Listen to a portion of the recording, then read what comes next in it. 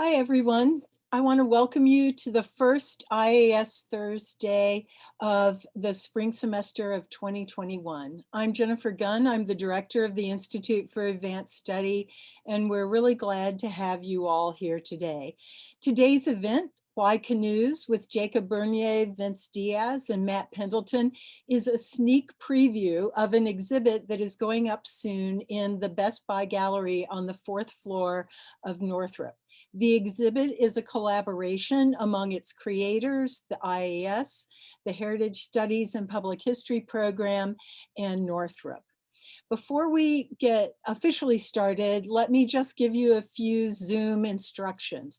This is a Zoom webinar, and so you will not be able to unmute yourself to ask questions. At any point during the presentation, feel free to type in your questions in the Q&A box. And at the end of the presentation, we'll be reading those questions aloud to our panelists today. Also, if you would like to see captions for today's event, click on live transcript in that bottom bar at the on your screen, and then click on show subtitle. I'd like to begin by remembering that we are all residing on the traditional, ancestral, and contemporary lands of Indigenous people. The University of Minnesota's Twin Cities campus is located on Dakota land ceded in the treaties of 1837 and 1851. The Institute for Advanced Study acknowledges this place has a complex and layered history. This land acknowledgement is one of the ways in which we work to educate the campus and community about this land and our relationships with it and with each other. The IAS is committed to ongoing efforts to recognize, support, and advocate for American Indian nations and peoples.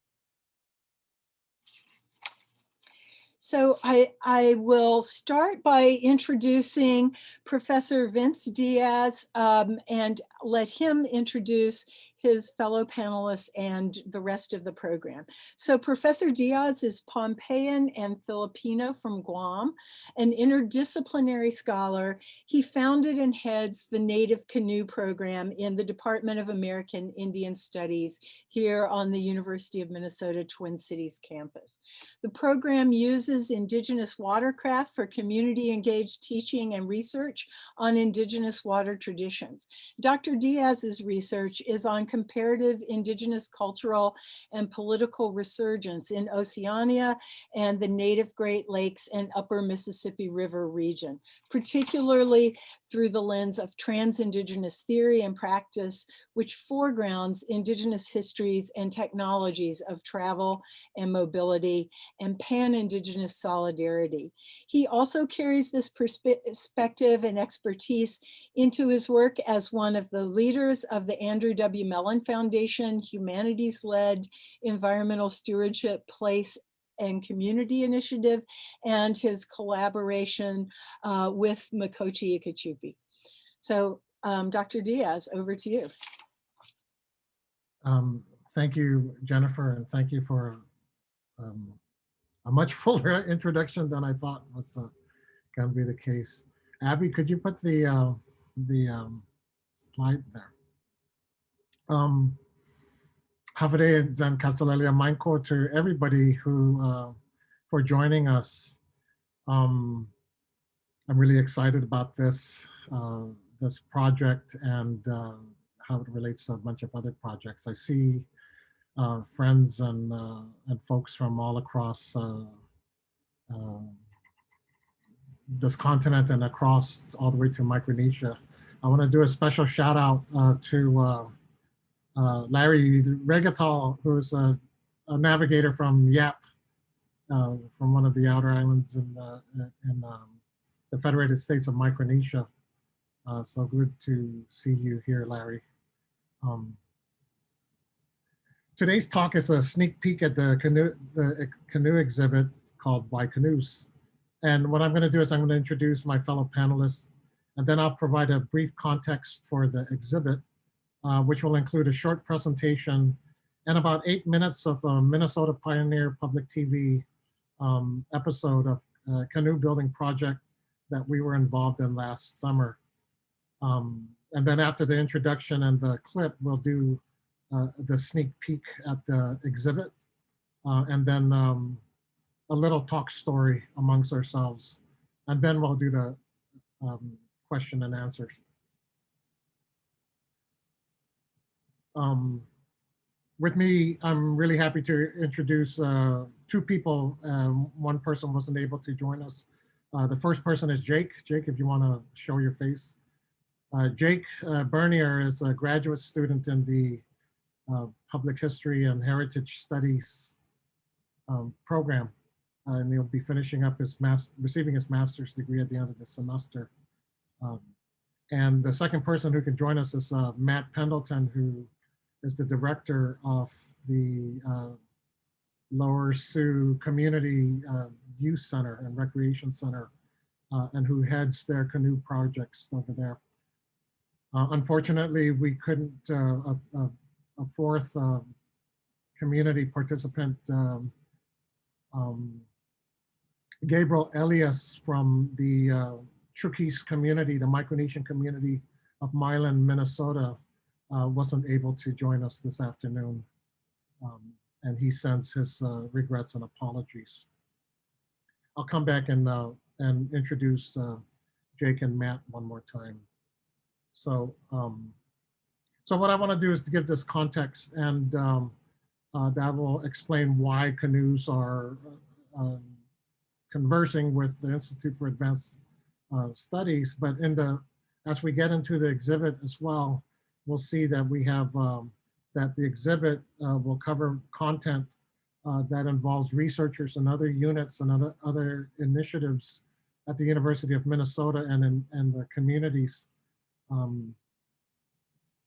such as the Public History and Heritage Studies program, but also my department, American Indian Studies, but also the School of Art and Design, and then the Department of Computer Engineering, and also initiatives like the Grand Challenge Initiative, and units like the University of Minnesota's Extension Southwest Region Sustainable Development Partnership, the Office of Public Engagement, and the Office for Equity and Inclusion and Diversity.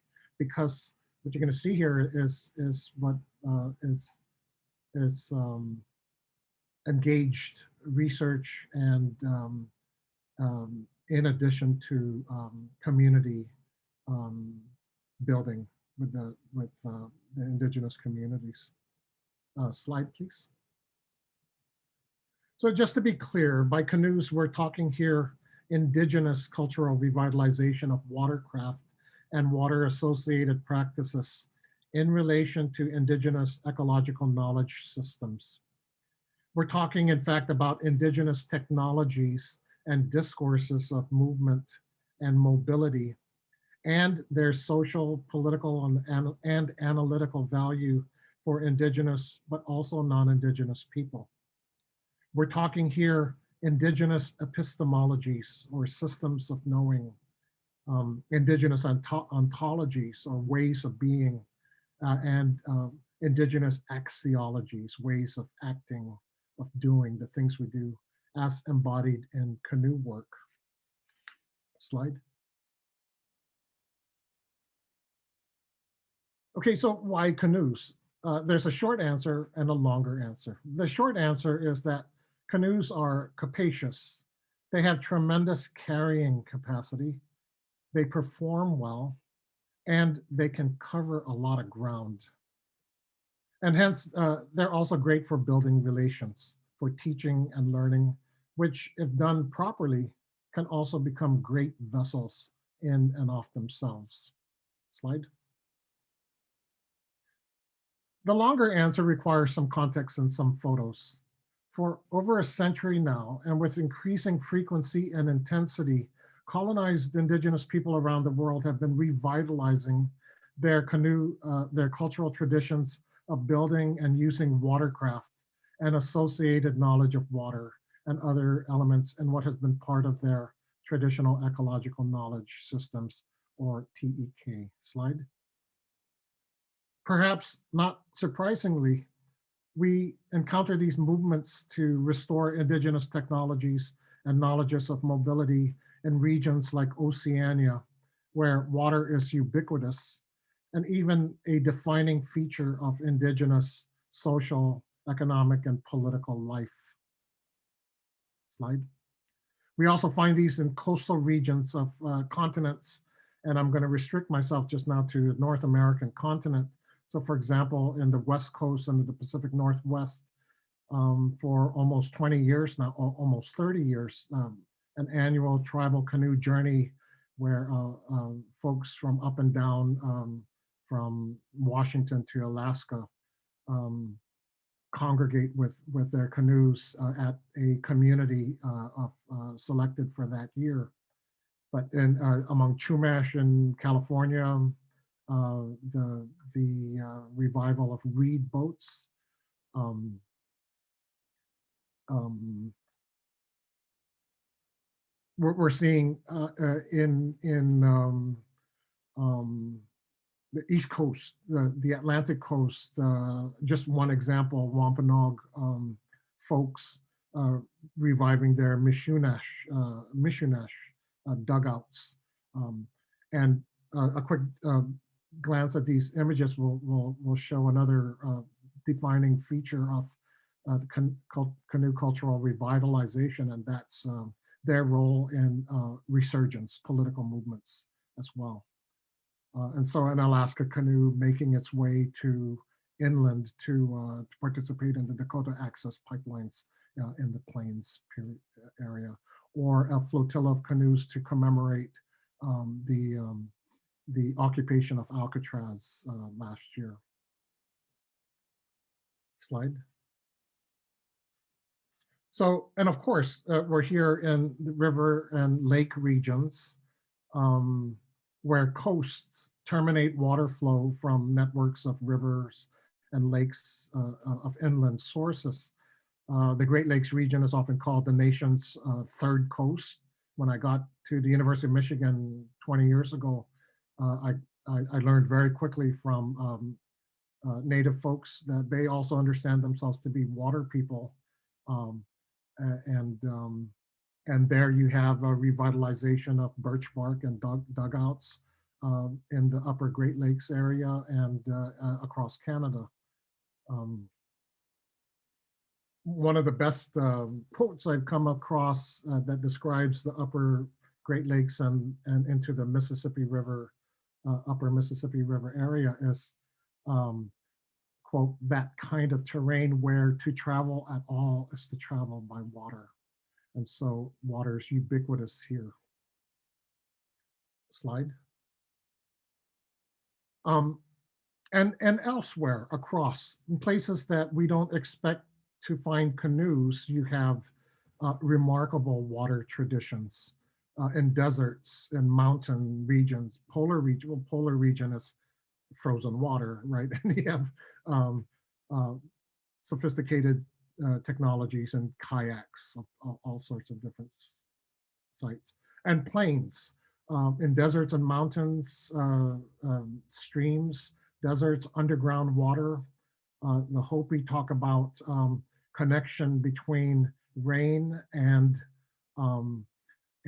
underground water, all the way to connecting to what they call the mother of all water, and folks speculate that that's the Pacific Ocean. So connections between the deserts and then the plains. It's under the Great Plains region in the United States that the largest body of water is to be found in North America.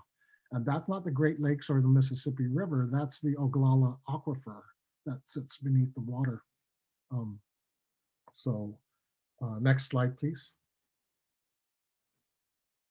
So while it might be even banal to observe that all humans and living organisms require water, or that water is life, I'm going to assert two things. The first thing is, despite that truism, too many people are complacent and take that for granted. But number two, I want to assert that there's something particularly exceptional to the role of water in the defining of indigeneity, of nativeness, of the difference that being and practicing indigenous belonging to specific places through vernacular practices, through the language, but also cultural practices around water, like canoes. Um, so there's something remarkable about that. Canoes give us access into that world and what else it can teach us about ways of knowing and being in relation to the human and natural and even supernatural world. Slide. Next slide, please.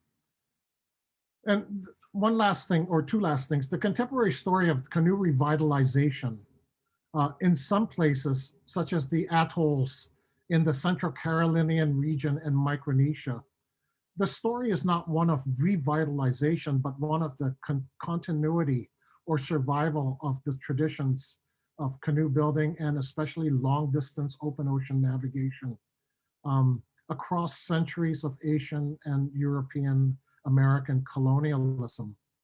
Here, the story of survival and continuity is two things. It's a source for canoe revitalization in other parts of Micronesia and the Pacific that have lost those traditions. So we go to the Central Carolines to learn. And it's a story of the survival of the tradition for future making purposes. So think about tradition and futures, indigenous futures, as not mutually exclusive entities. So here, the story of rebuilding through the sharing of knowledge by people who continue to do this, who have continued to do this, and those who are picking it up for a wide variety of reasons, is also one of making good relations, or we might say making relatives with each other. And this process that we've seen over the last half century across the Pacific Ocean region continues across the continents. And we're going to see that in this exhibit. The final, one last slide. The final points I want to make in this context are two things that I can only name and not really explain. But if you're interested in these, you can contact me through our website, the American Indian Studies at the University of Minnesota, and I can send you references for examples of these. But the first point is how the contemporary story of the revitalization of canoe culture in indigenous communities around the world have also become powerful expressions and platforms for indigenous political resurgence, like nation building, for decolonization. So there's something potentially and powerfully political about these cultural traditions. And the second one is how the potent combination of cultural practice and competence that involves deep knowledge, rigor, disciplines from indigenous epistemologies, from indigenous ontologies, indigenous axiologies, as they're driven by the demands and requirements and resolve of political resurgence, how these also provide substance and compelling material for an analysis and knowledge production, for indigenous and for indigenizing theory and method, for teaching and learning as they are informed by proper relations and accountabilities with indigenous communities. So that's the context that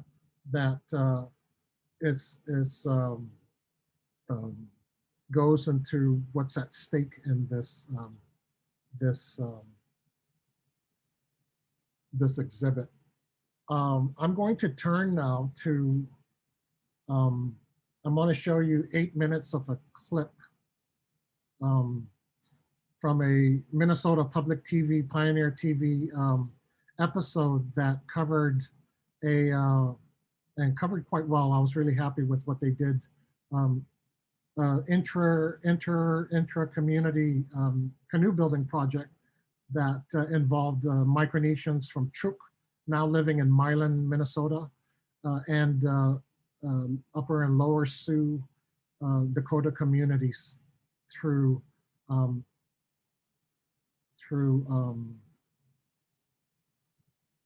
funding support from the university.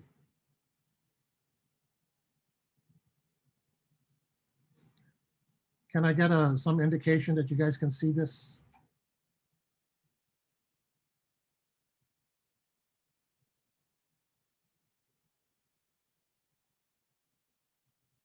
Jake, can you tell me if you can see my screen? I can. You should enlarge it. Okay.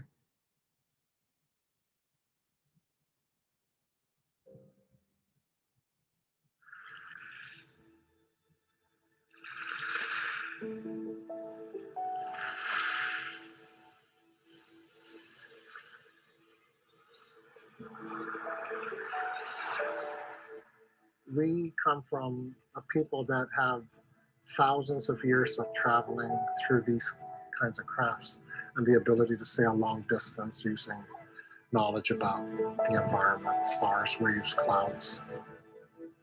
To find Micronesian canoes in the plains of Minnesota shouldn't shock us because we have voyaging and movement in our cultural DNA.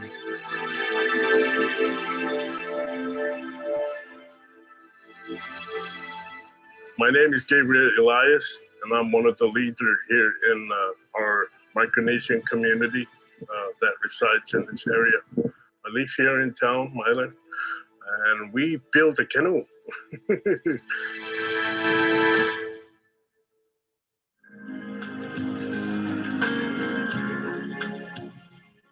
So I teach here at the University of Minnesota American Indigenous Studies. I'm from Micronesia, from the island of Guam, and with lineage to some of the other islands. I started to get to know the folks from Milan. Brought my canoe. I have an outrigger canoe that I've had with me here. And they wanted a canoe of their own. And Michael and Gabriel from the community asked me to help them do that. I'm a historian, but I also look at the survival of seafaring traditions in Micronesia. So that work has got me working with men from Poloat Atoll. I've been doing work with them for about 30 years. I'm originally from Poloat, one of the island in Sioux State, in the federal state of Micronesia, and I live in Saipan with my family. I'm a navigator. I was ordained a navigator 2 or 3 years ago. Back home, that's what we use. We use canoe. We navigate, like islands to get food, to go and fishing. So that's how, since like when I was small, I started like going with my father, with my uncles and cousins, and then I helped them carve canoe when I was like still young boy.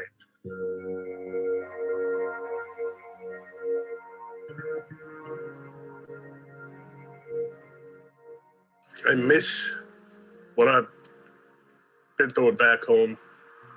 Like when I was young, I used to go swimming on the beach, play with friends, go fishing with my uncles. Life is really free and unique. Over here, it's totally different. It's a different environment, different life.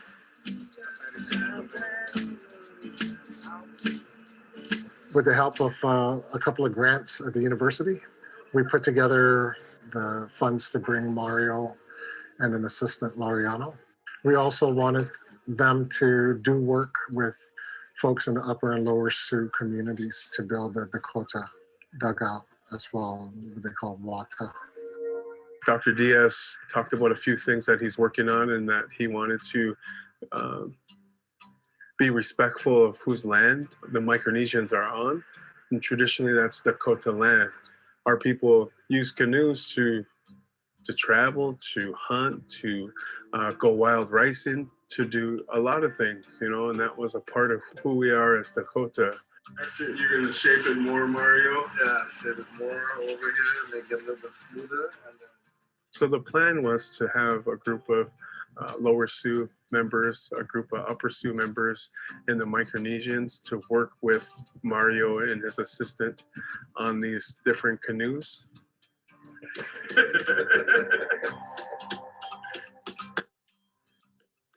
So we have a little one that was made a couple Thanksgivings ago.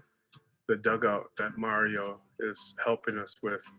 He went to the Montevideo Museum and they have a few dugout canoes there. The one that we have, and then other research they did to look at it to make it close enough, you know? Yeah.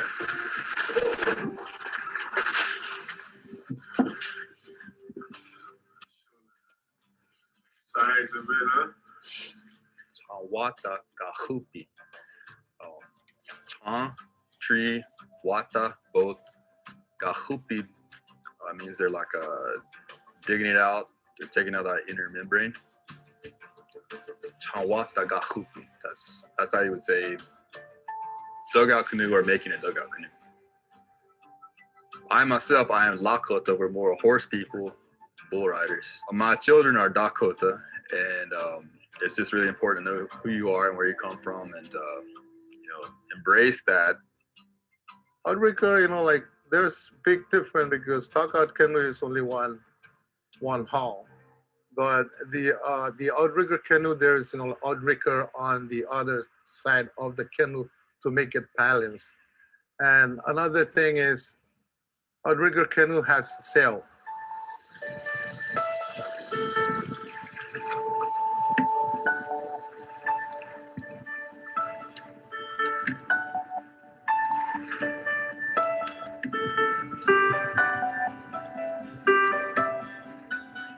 A few years back, I started to ask myself who I am and what my culture's like. A young kid came home from school. He asked me, what's your culture like? I said, why? His teachers asked him what his culture's like, and he doesn't know. And I kind of paused for a little bit and thinking to myself, wait, I don't even know my cultures as well. And I kind of think to myself, I'm Micronesian, and I need to know at least a little bit of the skills that they have, and this is one of the very, very important things that we do back home by carving canoes.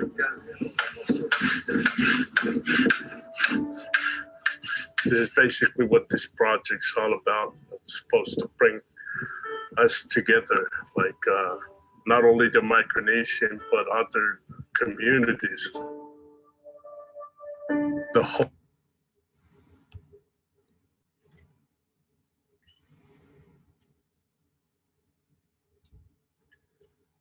So with that, I'm going to introduce Jake back up, and Jake is going to do the sort of quick virtual tour of the exhibit that's going to be open hopefully in a couple of weeks.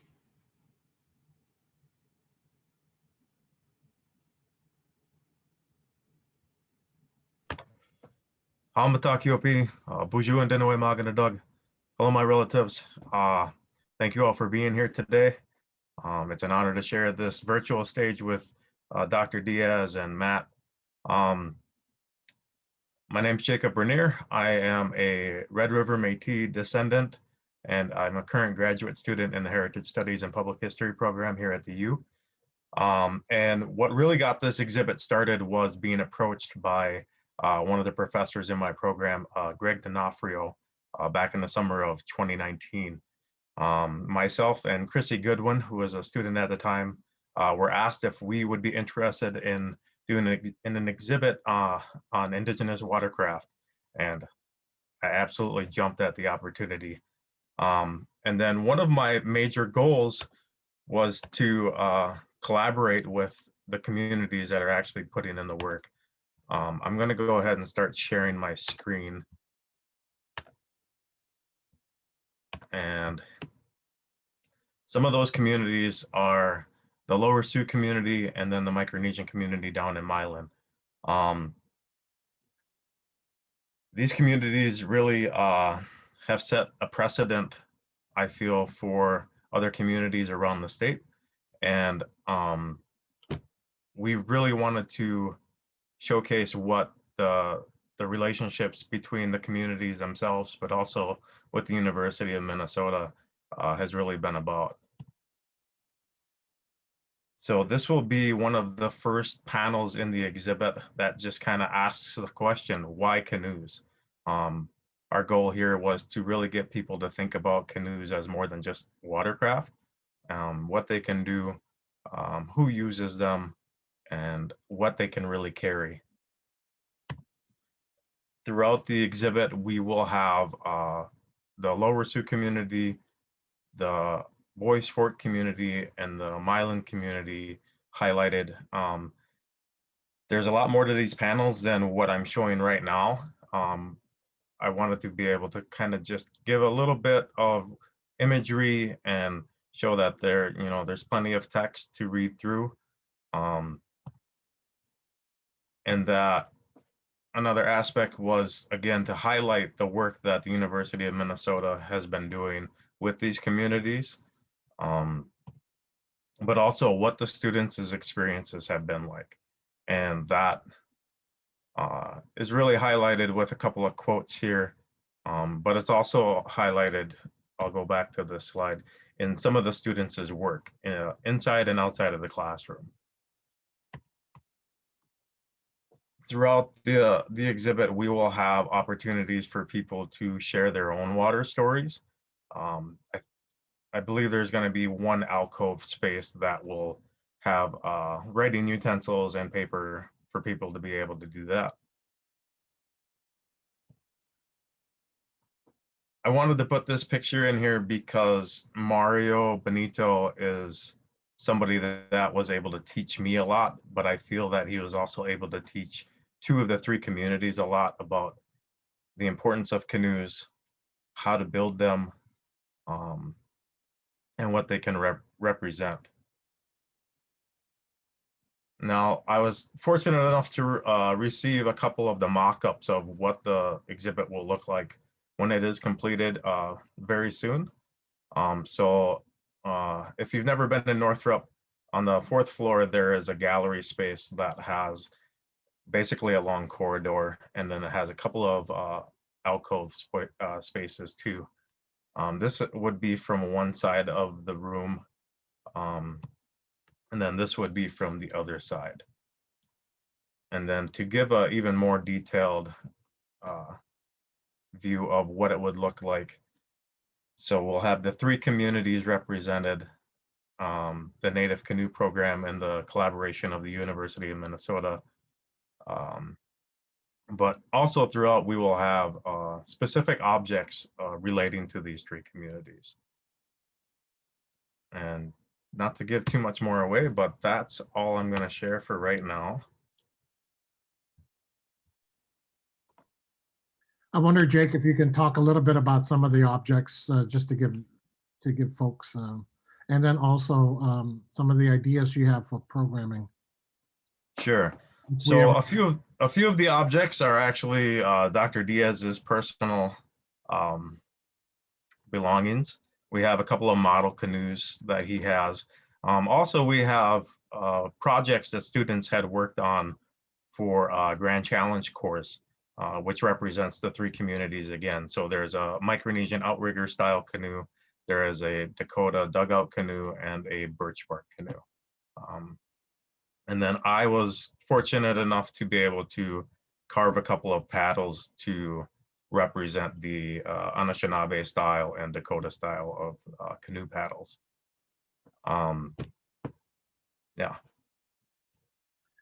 Let me add a little bit. Some of the content that's going to be in the exhibit come from collaborations between different units. For example, and there's still more work that didn't get into the exhibit, but the exhibits sort of document a couple of years of coursework I think 4 classes now of an Indigenous environmental class that uses canoes and visits and paddles with different communities. So we, at different years, we've gone up to Mille Lacs, we've gone to Prairie Island, Dakota community. We've been to, we've taken students to Lower Sioux and Upper Sioux. We have in the back burner an effort to build an Ojibwe Wigwasi Jiman, a birch bark canoe. And one of the activities was to go up and get cedar roots, pine roots. Spruce roots. Spruce, sorry. That was pre-COVID, another era ago. But we also work with Dan Keefe's, Professor Dan Keefe's virtual lab, and we have a virtual reality component of this. We work with Professor Virajita Singh at Art and Design. One of the projects was working with students in that college, graduate students, to think through the design principles of building a Micronesian canoe house in Dakota lands and waters that captures the principles of a traditional canoe house from Micronesia, but that also honors and recognizes its placement in Dakota lands and waters.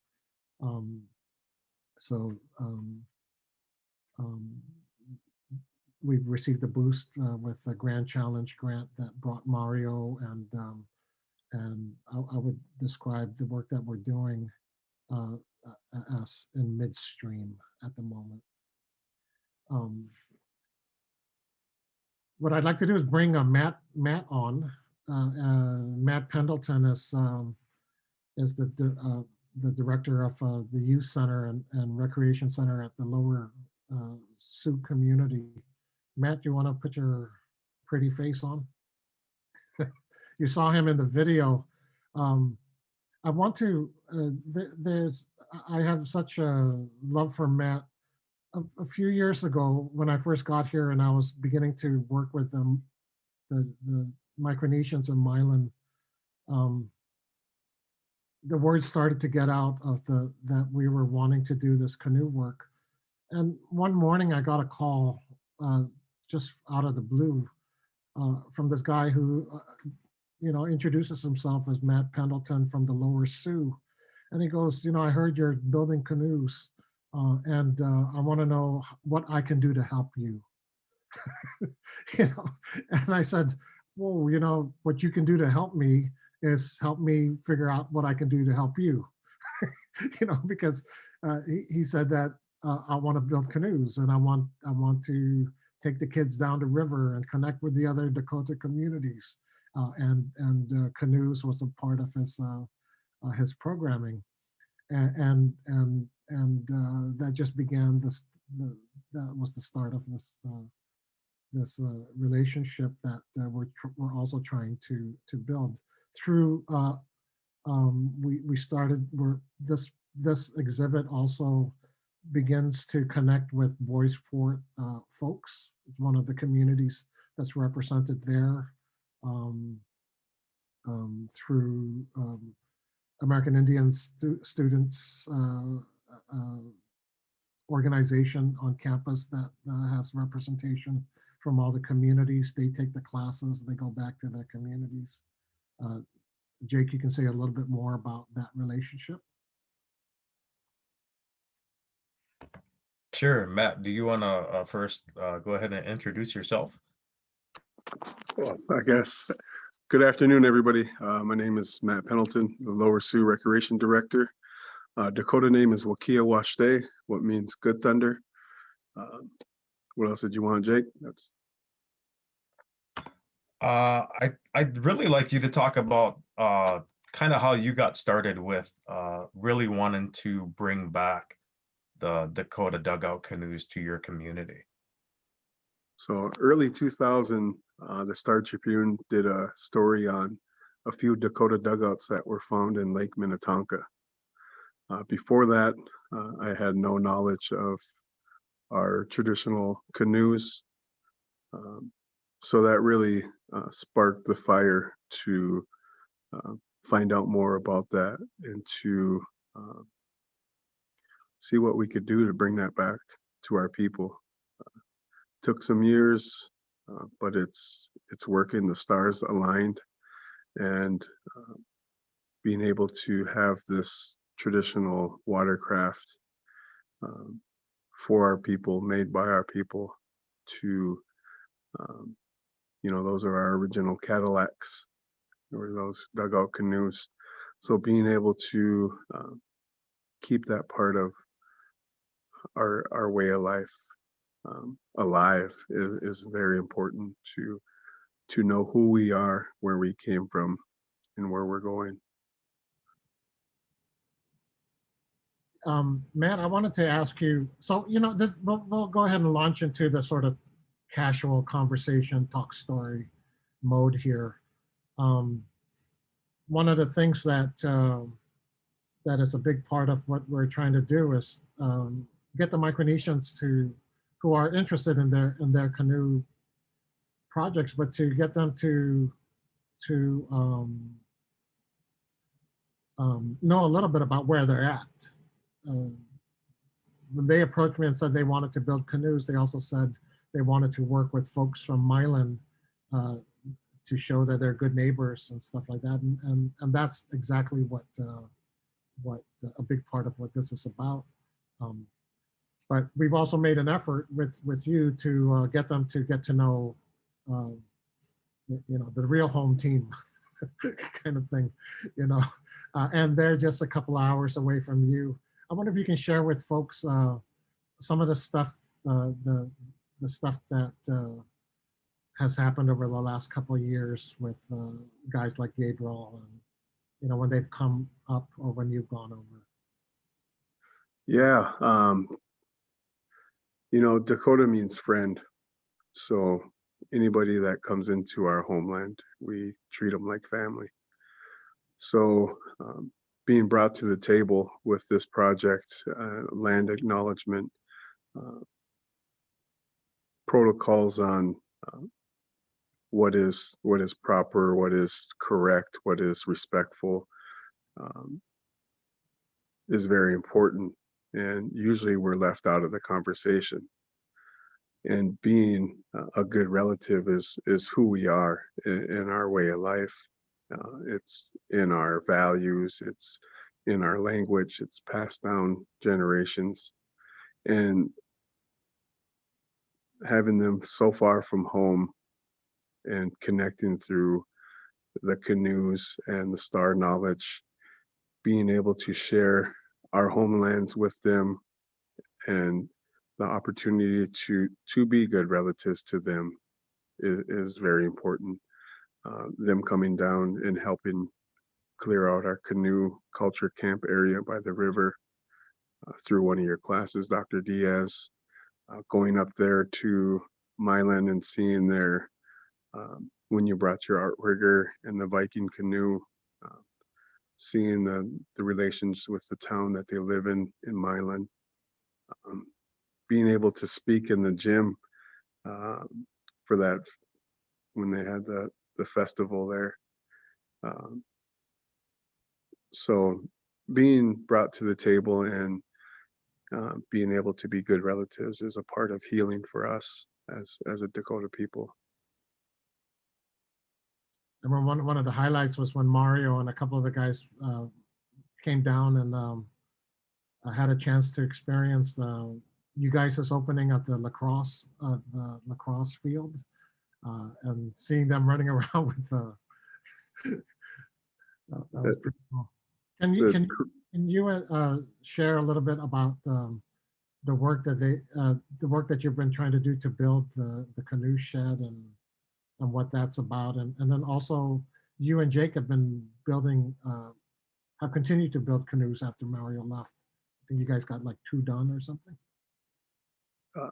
1.5. We got to finish the burnout. So Jacob came down last summer and worked with 10 of our community members, and he brought his son, and we made a dugout canoe for the new hospital in Redwood Falls, which will be opening here pretty soon.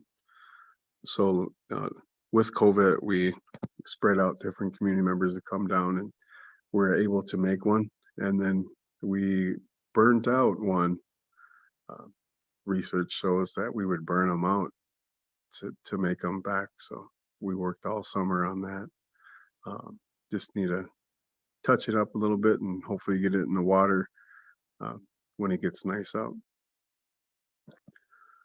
And we're continuing to work on our culture canoe camp by the river. So in the future, we could canoe from Milan down here and then up to the university. So that would be in the future where connecting, using the old highway of Minnesota River. You mentioned once that you wanted to take the tank down the river and stop at Shakopee and then go to Prairie Island, and tell us a little bit about what that's about. So that was our goal. Our vision is to reconnect our youth and community to the water through canoes. For the past 5 years, we've been working with the 4 Dakota communities to get our communities involved with the youth and get to know who your relatives are. And one of our big things was to reconnect to the water. So that's how we got started on this canoe journey. And the goal is to canoe from Upper Sioux to Lower Sioux, Lower Sioux to Shakopee, Shakopee down to Prairie Island. So that's our goal with this canoe, to connect those communities through the Wata, the dugout canoe. Now we have the relatives in Milan, so might as well go upriver a little bit and go to the U and go down. There's speaking of the U, we're on the Mississippi up here, and you told me once a really, I thought, an amazing story about how Dakota traveled all over the place, and you talked about a story of folks who went on the Mississippi and didn't come back for a long time, and people thought that they were they had perished, but when they came back, they brought back stories of a very a real far away place where the people looked different, right? Can you share that a little bit? Adam shared that story. Oh, I'm sorry. Where they took a canoe because they were told, 2 young men, to go until they see something that they have never seen before. And they were gone so long that the people mourned for them. They thought they passed away. And when they came back, they talked about the little people that are hairy, the little monkeys in South America. So they took it all the way down to South America where monkeys were, and came back a couple years later. I don't know the whole story and who he did it, but that's Adam's story about. I wanted to mention for everybody, Adam Savariego was our liaison to the Upper Sioux community. I don't know if I didn't know if Adam's on here, but that story always reaffirms how natives have always been traveling and connecting with other relatives, regardless the species. Jake, can I ask you a question? Then we're going to open it up to questions and answers. Jake, so you're in a graduate program in public history and heritage studies, and I know you from courses you've worked. You TA'd for me, and just have really jumped in this thing like 200%. But you're particularly interested in making, in carving canoes and carving paddles, working with your hands, really embodied, visceral, working out, getting your hands dirty kind of stuff as the way of learning and research. Can you talk a little bit about this, these projects and the exhibit as part of your own intellectual development? Sure. I'll start off by saying that I'm a first generation non-traditional student. About, geez, going on 10 years ago now, I unfortunately lost my mother, got injured where I was working at, and basically needed to find something else to be able to provide for my family. Um, so I decided to go back to school. Before that, I was a carpenter for around 15 years. So working with my hands has always been something that I've loved to do. And then, yeah, I went through the community college route and then ended up at the University of Minnesota, where I got my bachelor's degree in American Indian Studies. Was fortunate enough to take lots of classes with Dr. Diaz, and then applied to the master's program in Heritage Studies and Public History.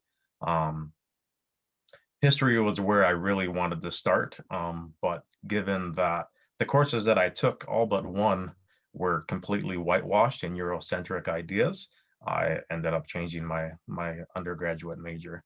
And with this program, I really wanted to be able to bring forth Indigenous perspectives, Indigenous theory, and Indigenous practices. And I hope that I was loud and clear with that in my application. And I think that's a big part as to why Greg approached me about this exhibit, about the idea of being able to really help tell the narrative of what the Indigenous communities around Minnesota Makoche are doing with canoe revitalization. Um, yeah, and it's really been a pleasure to be able to interact with people like Matt and with Gabriel and Jalen Strong up in Boys Fort to really be able to do that in a good way. And yeah, to be able to go the step further and start creating these canoes has been a blessing for sure.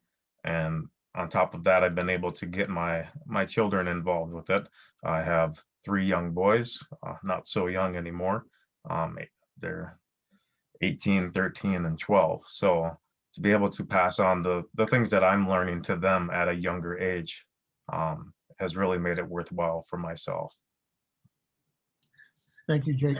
I just wanted to mention that Jake referred to Greg, Professor Greg Donofrio, is one of the founders of the graduate program in Public History and Heritage Studies, and also a faculty in the School of Art and Design. You know, we'd like to open it up for questions. I had a chance to look at all of the at least when we started, the participants, and we have people from, like I said, from across Oceania, across the country. I noticed some old friends and colleagues from our Michigan days, working with Ojibwe folks up there, and Odawa folks at the little, oh man, I'm forgetting the name, the Traverse Bay Band of Odawa over there on the Fred Harrington, and folks who are doing canoe work. The John Lau, who's at Ohio State now, who writes about canoe revitalization in Indian country, and is Pokagon Band of Potawatomi. A lot of the work that I'm doing here that extends from the Pacific continued there in the Great Lakes area with folks like them. So I'm going to turn it over now to our administrators, who's going to moderate the question and answers. Thank you all so much. I'm actually going to take my video down so that everybody can see you, and I'll just read the questions. And I just want to say Thank you to all of you, and thank you to all of you who are here. We're honored to have you with us today. So with that, let me go invisible. So first, you have compliments on an awesome project, and a question about how long the exhibit will be open to the public.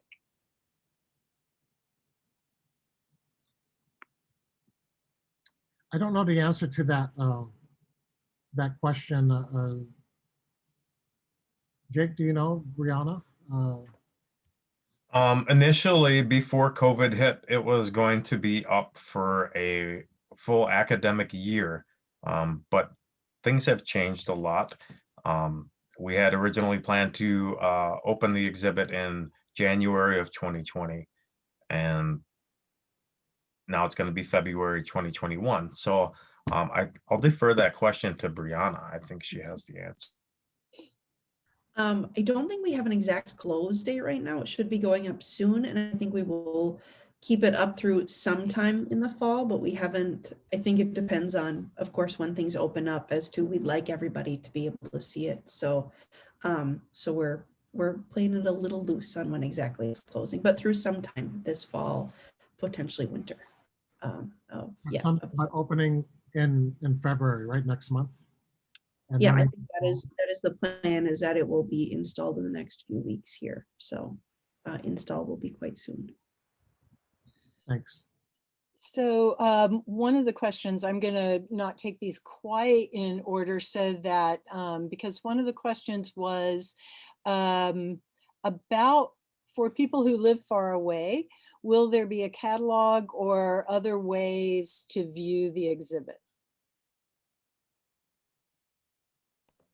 That's a great question. I know there were initial talks about doing basically a website for the exhibit. I'm not sure if IAS will be putting anything up or if Northrop will be putting anything up. But I can definitely look into that further. Yeah, that's the only answer I have right now. We've also talked a little bit about a virtual tour, right? Once the objects are up, and so yeah, we know, as like anybody else, the pain and the challenge of this COVID moment and questions of accessibility. So, but once it's up, we'll be able to get a better handle on how to make it accessible. Thanks for that question. So another question coming back to the reach of the programs that you all are doing, what potential is there to include urban Indigenous youth in these programs? Jake, you want to talk about might be a good place to talk about canoe racing and what some of the work that you guys did, what it is, and what were some of the work you did with the photography, and I can talk a little bit about that other stuff as well. Sure. So during my time as an undergraduate, myself and a handful of other students really wanted to extend what we were learning and kind of figuring out for ourselves outside of the classroom. And so we ended up creating a student group called Canoe Rising. As of right now, we're kind of on hold, given that we can't gather in any kind of way. But we've been fortunate enough to have students throughout the University of Minnesota attend specific events. They would either be at the Mississippi River on campus or places like Bade-Makaska and Lake Nokomis. And so getting opportunities to reach out to people via social media to just kind of let people know that we'll be out interacting as much as we can has been one way. And then the students throughout the university themselves that live in the community, specifically around the Franklin area, have been able to come out and bring relatives or friends and families. Yeah. Can you talk about that project, that photo exhibit thing? Sure. So one thing that we were able to do with the Canoe Rising group was partner with the Minnesota Historical Society's photography program called Mazana Kizige, which was a youth photography program specifically focused on Indigenous youth. So we had the chance to take out these artists to Bede-Makaska, get them out on Dr. Diaz's outrigger canoe, and give them a chance to take photos from a different perspective. And it was a great experience for all. I wanted to mention that student, particularly in the summer and fall, so when we do the class, we try to meet every Saturday morning at the down at the river by the boathouse where we have a container, and that's open to the community too. So if you're in the area, contact us and join us, because this is also community building. I do want to say that we began preliminary talks with a group of parents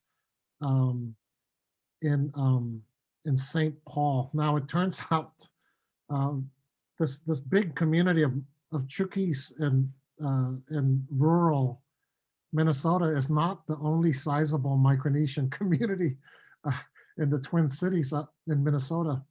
So a few years ago, we learned that there's a huge community of Marshallese kids who have been adopted into families, and the largest community is here in the Twin Cities.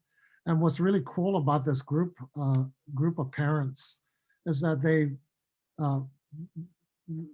believe that just because these Marshallese kids have been adopted out doesn't mean they stop being Marshallese. And so these parents have had language and culture camps every summer for the last couple of years with cultural workers and language workers and relatives back in the Marshall Islands. So we met through a recent visit by the Marshallese poet and activist Kathy Jetno-Kitchener, who knows them. And we began talking about incorporating a canoe building project in their summer camps. And what's really great is that one of the people who works with them already is a guy named Alson Kellen, who is one of the main canoe builders and organizers in the Marshall Islands. So that's really exciting. Like I said, we're just at midstream, and Minnesota's a water world, land of 10,000 lakes, and rivers, and one of the things I love about the university is that it takes water very seriously as well, and the Mississippi is right on the river, so a big part of the program is to really take advantage and sort of recenter Indigenous relations with the river as it sits across the campus, both sides of the river and the riverbank, and make it a place where folks from the community can feel like they have a place and on campus. Thank you for that question. Okay, I'll start with the greeting. Great work out there, cousins. Vince was my prof at the University of Michigan, and I love him. He sustained our spirits. But here's the question. In Northern Michigan, we recently used our community Jiman to reveal Enbridge put the Line 5 pipeline through an ancient, now underwater cultural site. I wonder if you've used your canoes for Line 3 or other pipeline resistance work, or other efforts to uphold sovereignty and territory. What a great question, Who was your professor? You know, we want to. Canoe work is also political work. There's an amazing group, youth group up in north of here called Paddle to Protect that use canoes to retrace and call attention to um, the the direction and the damage that line 3, which is another pipeline, is going to cause across Ojibwe lands and forests and waters up there. That's happening right now. So in the same way that canoes showed up on the Missouri and the Cannonball River and I'm not sure now what the river is up at Standing Rock to stop the DAPL line. You can be sure, especially with the students that we have, that we're going to be on the lookout for how to use the watercraft to support when the communities call.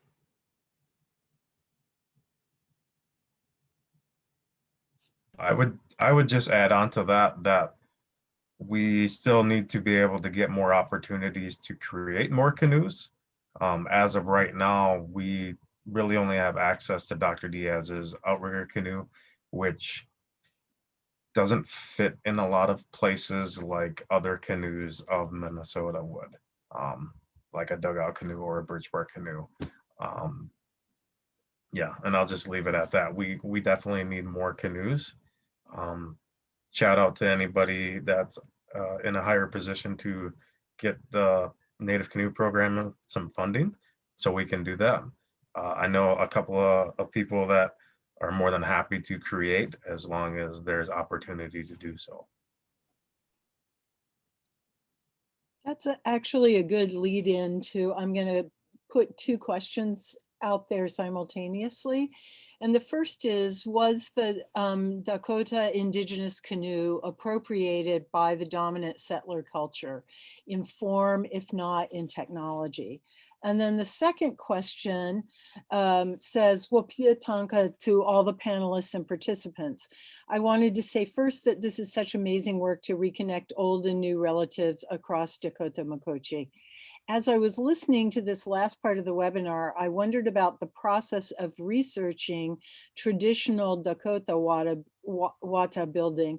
Matt mentioned learning about burning out the canoes, for instance. Where did you all turn for knowledge about all the parts of this process? Sourcing trees, tool building, carving, finishing, etc.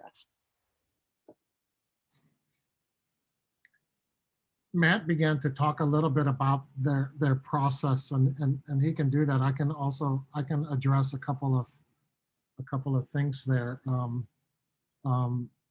Let me work my way from the last question back to the other, and if I forget, Jennifer, the first question, please. Sure. So I know that to paraphrase what Matt said, there are a couple of Dakota canoes that ended up in museums up in Montevideo. Matt went with respect to Mario coming. Mario has and other folks in the Central Carolinas still have really good skills and talents with the ads and the process, the carving process, but they don't know anything about the Dakota canoes, and so it involved studying what was up at the museum. Matt has also done research. There's a famous study that documents information about dugout canoes that's been pulled out of lakes and mudflats around the country, and probably about half a dozen in Minnesota. It looks like Dakota Wata haven't been used in a long time, and So there's not a lot of knowledge about that. There's another, Dakota also used birch bark, and there's some evidence that some styles of birch bark were our Dakota designs taught to Ojibwe folks. Of course, Ojibwe folks also brought birch bark from in their own history of travels. But there's definitely Dakota designs, because Dakota go all the way up to northern Minnesota and beyond as well, right? There's also bull boats, so craft that are made from frame and branch frames and covered with buffalo or bison hides or moose hides. Some research there needs to be continued at the museums and publications. And there's always a search for people who do know. With the question is specifically on Dakota, and I'm not an expert at all on that, but know enough to know that that there are a handful of people who've been actively looking for information about that. And none of this precludes talking to other Lakota, Dakota, Nakota. That's a big world, and those who might have that knowledge from elsewhere. Matt, did you want to add anything to that? There was another part of the question that I can come back to about appropriation. Yeah, so how we've started is we've reached out to Maxwell Kelsey. He's not Indigenous. He's a woodworker from Bemidji area. Did some work with traditional lacrosse sticks, and he was down here doing a workshop with our youth with Dan Neeham. And I asked him if he ever heard about a dugout or made a dugout, and he said he was going to do some research. And a few months later, the historical site came out with that I don't know what they call it, but that little study or report on the Dakota dugouts. And then we used the painting of Seth Eastman, and then the dugouts that were in museums for our design. And then through those documents, they talk about burning the tree and burning them out. But we use power tools because it saves a lot of time.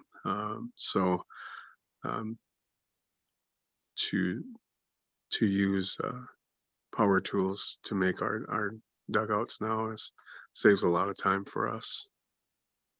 So I want to just add that the process of across the Pacific, the process of struggling through when a knowledge appears lost, that's a really good process for learning.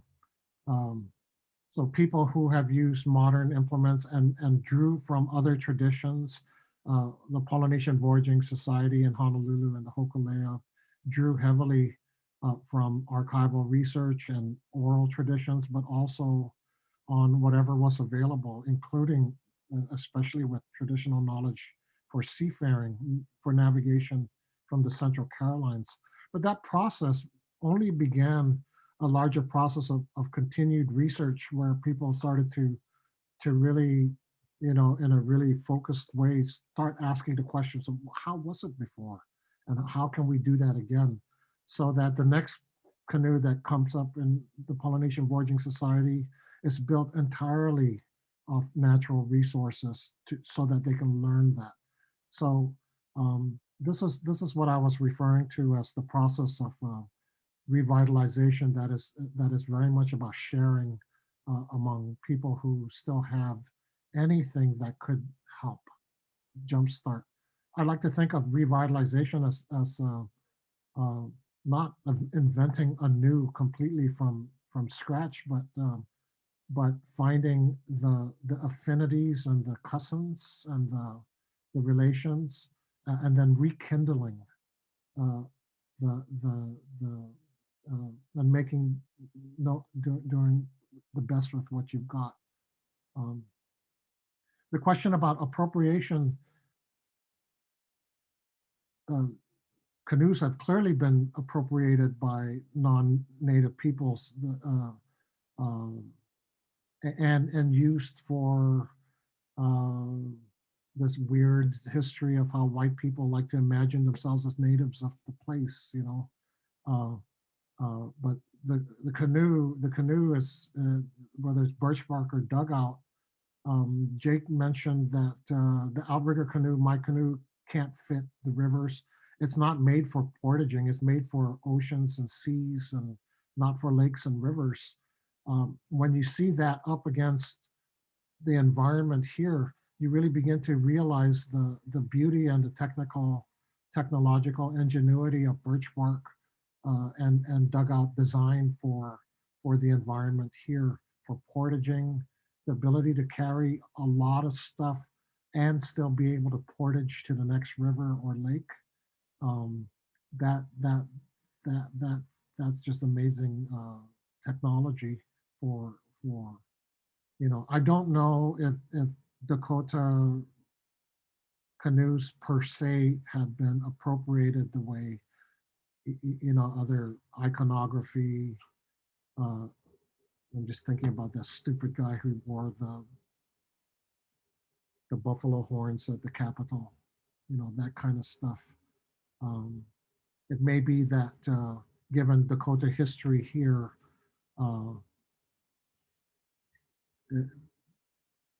the birch bark and other forms lent themselves to appropriation as opposed to the specific uh, cultural practices that are specific to Dakota because of the way Dakota were removed and their how they've been marginalized and placed here. So that's the best I can address that. We have, sorry, we have a few more questions, and so I will condense them a little bit. One is just to say, you know, thank you for sharing these experiences and stories. Can you discuss the importance of this as an intergenerational transfer of knowledge to Native youth? And another person is asking, is there any potential to collect additional stories of how the tribes here in Minnesota and Wisconsin used the rivers and the, you know, and the travel routes?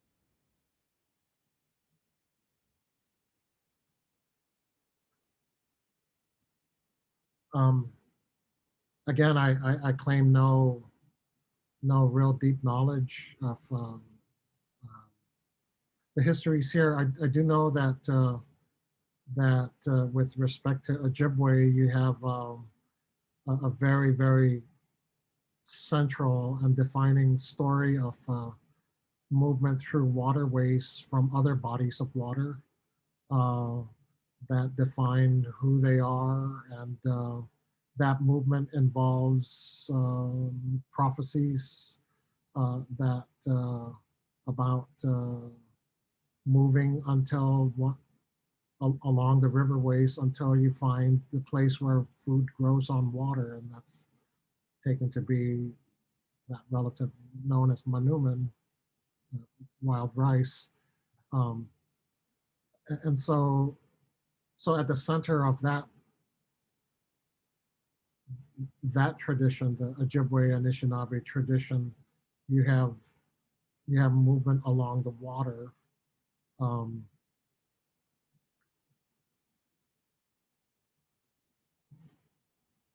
For you can be sure that there are more specific and profound stories that are also associated with specific places along that journey.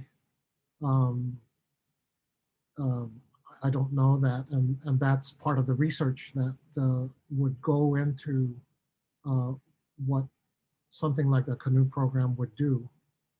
This is a vessel for doing more focused research on indigenous histories, indigenous epistemologies, indigenous science knowledge of the ecologies of the environment. So that question is the absolute right-on question that I guess I can only say the limited stuff I know, even that points to huge vistas for more research and work. I know, for example, if you're talking about rivers, whether now we can turn to Dakota traditions, you cannot talk about rivers without talking about the stars. And so, you know, just, and the whole story of Dakota Genesis coming out of that place where the Minnesota River and the Mississippi River converge, that confluence, the Bedote. And so you need to know the stories of those rivers to know the birthing place of Dakota as they understand themselves, as originating from the stars and returning to the stars, the rivers of stars, the Milky Way, for example, that great path. And so you have that portal, but you can't also understand that without understanding, you know, that history of genocide that's there at Bedote and Fort Snelling, the site where Dakota are rounded up and then from where they're exiled and removed. And so, you know, the cultural stories, the spiritual stories, the material practices are also given this history, just always at the doorstep of colonialism and the need to decolonize, if just to be who you are as an indigenous person, you know. So that's that connection between cultural revitalization and indigenous resurgence and research. So we have about time for probably about 2 more questions, and I'll go ahead and give you both the questions. I think one is primarily for Jacob in terms of what are some of the ways the exhibit can help build relations, and what are your hopes and for what people who see the exhibit will take away from the experience, and ideas you have about programming connected to the exhibit. And then I have a question for Matt. So Jacob, if you. Sure. I think one of the ways that the exhibit can help to strengthen the connections and with Native communities around Minnesota and Makoche is directly from the content, the collaboration between the communities, myself, Dr. Diaz, and others that have been involved, and to hopefully give an opportunity to have even more collaboration. But we need to continuously work to make it mutually beneficial. It can't just be one-sided. That's an absolute you know, obvious thing. And honestly, what I would really like to get, or for people to get out of this exhibit, is learning more about canoe cultures, specifically within Minnesota, to get to know what the communities are doing, the work that they're putting in, and their ability to continue to do so, and really to learn what canoes can really do for different people. Personally, they've done more than I can ever express for myself, and for my family too. To go back to the intergenerational question, I mean, I stated before that I was able to bring my son with me to learn to carve canoes, and then during my time down in Lower Sioux, to have community members come up and be so interested and want to help and ask if they can help, and ask, you know, just countless questions on what else can they do, how can they learn more, when are we going to make more, you know, that was a highlight for me, absolutely. Vince, I'll let you kind of continue on with what are the hopes that we have for the exhibit. I'll say, as someone who's not from here, and who's an academic, that the exhibit is really only it's an offshoot of other projects that are part of the content, and all of that has been about struggling to for me personally, as to figure out how to be a scholar and a researcher and a teacher who's accountable to the indigenous people of the place. I have a direct personal interest in outrigger canoe, and that's my lineage. That's my sort of birthright. That's my, but we're here, and the 21st century, the movement of mobility is oftentimes not entirely by choice. The Micronesians who are here are, in many ways, they're like environmental refugees and economic refugees looking for something better, or sometimes in some instances pushed as much as pulled. But the question is how is it that the things that we're doing, whether for me again as an academic, how can that be not accountable and built through proper relations with indigenous people of the place? That's the signature mark of Native studies. Making knowledge production and scholarship and inquiry accountable to the cultural, historical, social, political realities of indigenous people. The focus on land acknowledgements as just one practice of many different practices for doing that. I look at things like exhibits and courses and these things as part of that effort to make the university more accountable and accessible to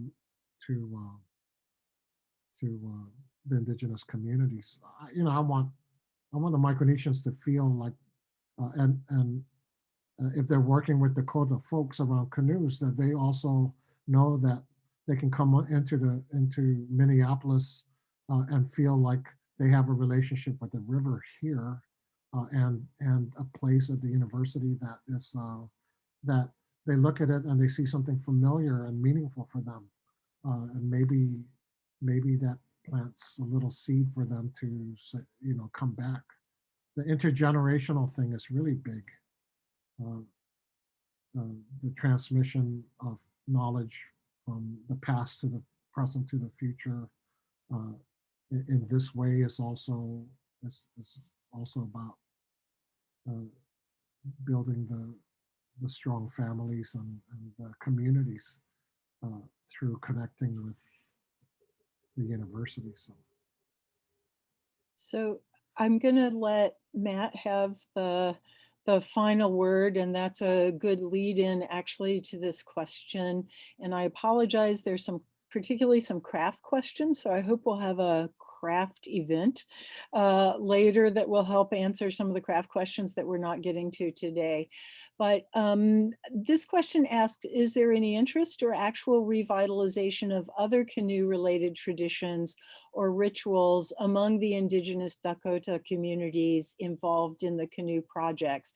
And can you talk a little bit about the importance of reconnecting communities to these watercraft practices and traditions? Yeah, so everything we do is trying to reconnect, to bring back who we are, and the research that we can find or dig up, because elders that had these teachings, we couldn't find any of them that any Dakota canoe makers in Minnesota. So we have to reach farther and keep trying to find those teachers.